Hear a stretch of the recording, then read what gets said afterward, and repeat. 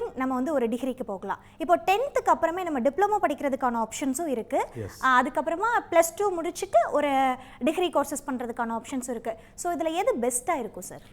அதாவது பாலிடெக்னிக் அப்படிங்கிறது காலகாலமாக புகழ் பெற்றிருக்க ஒரு படிப்பு. இந்த தலைமுறையிலும் இப்போவுமே கூட பாலிடெக்னிக் புகழ் பெற்றிருக்கு. காரணம் என்னென்னா, ஒரு உடனடி வேலைவாய்ப்பு அப்படிங்கிறது பாலிடெக்னிக்கோட ப்ளஸ் பாயிண்ட். ஸோ அதனால் இன்றைக்கி 10th ரிசல்ட் வந்திருக்க நேரத்தில் நிறைய பேர் பாலிடெக்னிக் தேவைன்னு கூட முடிவெடுக்கலாம். பட் எப்போவுமே நான் ஒரு சின்சியர் ரெக்கமெண்டேஷன் என்ன பண்ணுவேன்னாக்கா, பட்டப்படிப்பு அப்படின்னு அதுக்கு இருக்கிற வேல்யூவே தனி.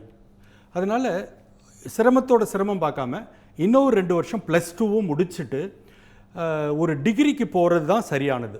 யாருக்கு உடனடி பாலிடெக்னிக்னா, சில பேர் வந்து எங்கள் குடும்ப சூழ்நிலை சரியில்லை, எனக்கு வந்து இன்னொரு 2 வருஷம் +2 வரைக்கும் போயிட்டு அதுக்கு பிறகு ஒரு பட்டப்படிப்பு படிச்சுட்டு வேலைக்கு போகிற அளவுக்கு என்னோடய பொருளாதார சூழ்நிலை சரியில்லை அப்படின்னு சொல்கிறவங்களுக்கு உடனடியாக பாலிடெக்னிக் நான் ரெக்கமெண்ட் பண்ணுவேன்.